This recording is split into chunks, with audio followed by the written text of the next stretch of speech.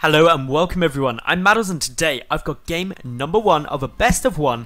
It is a ladder game and it is a bit of Protoss up against Terran. Should be cool, I'm looking forward to it. Spawning down in the bottom left hand position as the blue Protoss player, it is a Barcode. Fearful Barcode times. Anyway, his opponent up in the top right, it is the red Terran player from Millennium. It is none other than ForGG. So, yeah, Millennium versus Barcode. I don't know who this Barcode player is, and if you know, or if you fancy making a guess, you should totally post in the comment section below, because what is the fun of a Barcode account if you don't just try and guess who it is? So if you're like, damn, that pylon placement right there on this map means that it's someone, you go ahead and shout that out. No one will believe you from this pylon placement because this is super common. But you can say it anyway. We don't mind. Does ForGG lift? Apparently. Yes, he does. But yeah, this is all cool. Everything good. Custom deco is coming in the next patch. I hope they have some form of moderation on that. Because otherwise, literally, I'm not going to say everyone, but like so many people are going to upload inappropriate things, let's face it. Anyone who played on CS 1.6, you'll know. You'll know some of those decals you saw. You saw them. Anyway, so, okay, gas, all looking good. Racks, gas, all looking good over here. This is pretty standard, the norm, you might say. And this is what we're going to be seeing probably throughout this game. ForGG might go for a nice little timing push. He does tend to like that. Alternatively, we might see the Protoss player go for some kind of all-in because it's a Protoss player. Not that I'm biased! No, I'm not really. I don't think every Protoss player just alls in. It just seems like it. I've been playing quite a bit of ladder lately, and yeah, you get that a good chunk. Seeing all those things with MMRJK is quite interesting as well. Has anyone been on Reddit recently? What are your thoughts on like the whole MMRJK and how like people who used to be like masters are now in like Gold League and things like that? I think when I was last playing, at least a lot, so actually practicing when I had time to cast and play, I was like top diamond going into masters, and like, well, now I think the last time I played on this account, I played like one game for a placement match, and MMRJK had got me down into gold. So I kind of believe in people I played recently when I have been playing a bit more. They seem way better than like even people I was facing before anyway. So I think MMRJK and how it's like shifted everything down, and the squishing of the top levels is better, but we'll wait and see. But anyway, factory, reactor, all coming down here, command center there, all looking good. So this is so normal. This is going to be, could actually be some Hellions going into some drop play. We'll wait to see. But with the command center, it's going to be economically focused. Meanwhile, over here for the Barcode, yeah, Nexus on its way down there. Double assimilator, both with some gas in it. This is quite interesting. Got to keep an eye out for any kind of tech that could be coming. But with the Sentry and the Mothership Core and a Stalker, that's a lot of gas already spent. So there's not actually too much gas banked up at the moment. So probably not going to be seeing anything too tech heavy too fast. ForGG pumping out 2 Marines at a time. This gets him quite secure, and he's also able to tech simultaneously. His natural base, though, is the big thing he wants to try and keep. We do have one Reaper as well dancing around. This is valuable for scouting. Knows most of the things. I'm not sure if you saw that Sentry, but what we do have at the back is a Forge. That's quite cool. Reading into the Forge a big amount. If we see the attack or armor upgrade or sell, if we see armor, then oh, and ForGG does scout that down. If you see the armor come down, you can expect some kind of, say, like Zealot heavy mid-game push, Charge Lord, Archon sort of thing. So this is actually quite important of what's coming down from here. Meanwhile though, over ForGG, he's got his Starport on his way, so just going to be getting some medevacs out. Heli, Widowmine production actually started, so he's going to be going for some Widowmine drops, which is quite cool. +1 attack is coming down here. Generally +1 attack, you tend to see some Colossus play coming down from that as a long-term goal. More short-term, you can see big gateway plays utilising that. The reason you tend to see a Colossus as opposed to High Templar if you get the attack upgrade is because obviously High Templar don't favour or don't get any benefit from it. So for Colossi it does, for gateway timings it does, but less Zealot heavy. So for the moment, ForGG just coming over here, just being like, yo, I bet he doesn't have much if he's spending all this gas elsewhere. But he does have a couple of warpins, so it's going to be able to produce some units, but the Widow Mine going to be really powerful right now. Bone Overcharge will go down. This Widow Mine needs to burrow damn quick. Won't get down. Really good that's prioritized. And 4GG gets shut down hard. And that hurts. That Widow Mine have been burrowed. Yes, it would have taken out one of these gateway units and totally been worth it, but that was, I think, like, no damage done by 4GG there. This Barcode player looking strong. Hasn't done a huge amount of damage either. 1 Widow Mine, 1 Reaper, 2 Marines, and an SCV, but anything is better than nothing. Now, 4GG is going to be going into Banshee, actually, so I take back, no Widow Mine drops. Oh, no, he's not. Wow, okay. He did get 1 medevac out. Okay, so he is going for a drop. I missed that medevac. For a second, I was like, Banshee, what's going on here? But no, he's just going to be adding another reactor, powering upgrades. He's getting both Stim and Combat Shield, as well as an engineering base. He could go for +1. That phone cannon, awesome placement.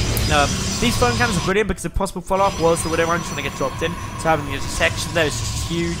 We got a robotics facility, gateway coming in here too. No robotics bay yet. Charge, interestingly, is on its way out. As well as the +1 ground weapons about to finish up. Meanwhile, for 4GG, he is probably soon going to start his +1 infantry attack. Obviously, Templars always get infantry attack. There we go. That's because Marines make up such a huge amount of their DPS, and the attack upgrade is huge for Marines, so it's all good. Yeah, as it stands, 4GG just sitting there, keeping a Widow Mine, watching the exit. If a gateway unit strays too far forward without an observer, that'll be bad times. But War Prism is on its way down. There are 2 observers. Where are they actually chilling? One there, so hasn't actually yet seen the Widow Mine, which is pretty unusual. But this is a lot of additional gateways, adding 4 more on to the 2 that are already there. That takes us up to 6 with Charge and a War Prism. And now the Templar Archives coming down. So take back everything I said. Templar Archives is going to be coming down. This could be for a Charge on Archon play, even though the +1 attack came through. So 4GG now, just sitting here with the 3rd command center on its way. He's playing a very standard game. He's moving out once more, but this observer, wow, that observer's in a good spot to see absolutely everything. Got to be a little bit careful because there's not too many units down at the moment, but more gateways finishing up. Those chrono boosts currently being spent on Charge and also the Forge. So that means the Charge should be done by the time this comes in. The Forge won't have researched +1 ground armor, but +1 attack is done. Meanwhile, for 4GG, his +1 attack is not yet finished. It's only about 2/3 done. The 2nd engineering bay is on its way, and the armory to allow the 2-1 upgrades to start. But at the moment, these Marines just poking and prodding. Mothership Core with enough energy for a Photon Overcharge, and also a Time Warp if wanted. Those Force Field just trying to zone some of this army out. Didn't work too effectively. Could have done with a 3rd Force Field there, just to trap them all in. But, well, drop is coming down simultaneously. This is a good number of charge shots, and 4GG just has nothing to prevent forcing him to go for the drop into the main. He's got to commit to quite a lot of damage being done here.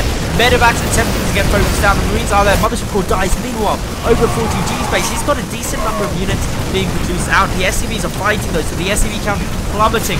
The Barcode player still struggling to deal with these Marines, but with the 2nd Immortal popping, forcing retreat from 4GG. And now with the Zealots in his base, he's taken a lot of damage. In total, he has now lost 27 SCVs. That is huge. The Marines attempting to focus down the War Prism to prevent more warpins, but 4GG really hurting from this. He's lost a lot of SCVs, and his economy is pretty much half that of his opponent. Archon's now morphing in as well for this Barcode player. The 1-1 upgrade's done, so even though +1 infantry attack now finished, 4GG looking to be in a tough spot. The Archons do need to get involved in this fight though. If they just trickle through, it's not going to help as much, especially if they're engaging in tight chokes like this. 1 Archon does fall, the 2nd Archon taking some more damage. There's a lot of medevacs there just healing up, but at the same time, the Immortals coming in for a little bit of aggression towards the natural base. This is taxing 4GG's multitasking, but because the Archons remain have been taken out, that's not going to be too much. But Zealots are going to be coming in there too. Zealots still working away at SCVs at the natural base, and this is where damage can come through. Mule's getting cooled down, but already more charge shots on their way through. Another SCV dies, and this is really starting to take its toll on 4GG. 33 workers killed. He's at 24 to 62. The 3rd base on its way out for the Barcode player, as well as Storm. High Templar being added, a good number of gateways, and always the option for the robotics bay to get thrown down and get some Colossi coming out. 4GG does not have a Ghost Academy yet to deal with those High Templar, and he can't really afford it either. If we take a look at his income, or on this lovely bar chart, which looks more pretty, just look at this. The Barcode player getting so much more gas Whereas while ForGG's minerals are okay because he's got the 3 mules, he needs this gas. And the reason he needs that is if he's going for ghosts, he's got to bank up a bit more gas. Currently he's completely broke, he's getting a lot of marauders. So this is all quite an interesting situation as it stands. And with Storm nearly done, that's going to apply a lot of pressure. I'd say thoroughly the Barcode player ahead at the moment, but ForGG not out of this game yet. He's got the +2 attack coming down. He's got +1 infantry armor on its way down.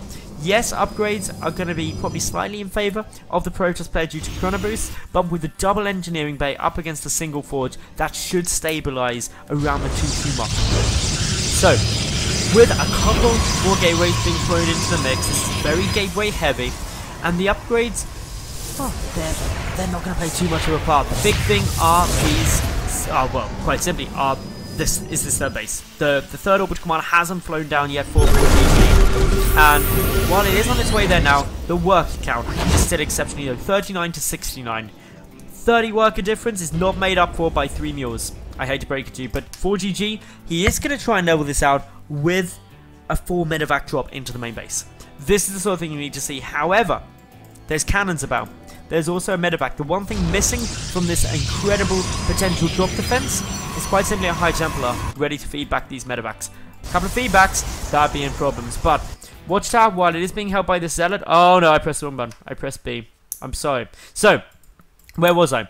While this is looking quite cool, we do still have the Zealot here holding the Watchtower, which is trying to just get a little bit of information about where these medevacs are going, but can't see them. So this is going to catch the Barcode player by surprise at the moment. Third base up for ForGG, but in comes the medevacs now. They do take some hits from the cannons. The charge shot trying to go through. Big warp in of units there. Just trying to buy some more time. A time warp also on its way down. The cannon starting to work through this. The Zealots are able to really push this back.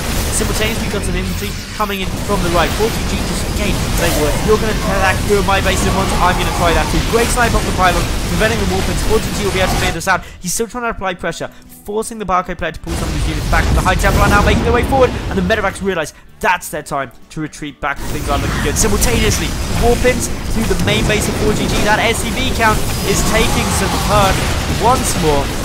And while there is a lot more infantry in order to deal with it this time, still a few more workers being killed. We take a look at unit loss, 38 workers to, well, 3, and another storm is going to rack that number even higher, 70 to 40 in favour of the Protoss. ForGG needs to start doing something good. That warp prism escaping away once again. And, wow, it's the third base that's looking a little bit vulnerable. Charge shots, you see very early on that there's actually quite a few units there. The Archons and the Immortals deciding, nope, this is not the party that we wanted to be invited to. But with the High Templar support, they may just go for it. One of the Immortals takes a lot of damage. The Archons need to buffer up at the front, but the Storms are good. ForGG taking the damage from those Storms, and this is very frustrating for them. They still go through, know where your opponent's going to be escaping to. Only a handful of Marauders still there, and the Protoss player pushing in for the win. GG is cooled. Simultaneously, there's also the Warp Prism coming through as well. So ForGG, even if he hadn't GG there, would have taken a lot of damage. But congratulations to the Mystery Protoss. You played awesome. If you enjoyed that game, make sure you like the video, leave a cool comment, and of course subscribe. And I'll be back tomorrow with yet another new cast. I'm Madals. Thanks for watching, and bye for now.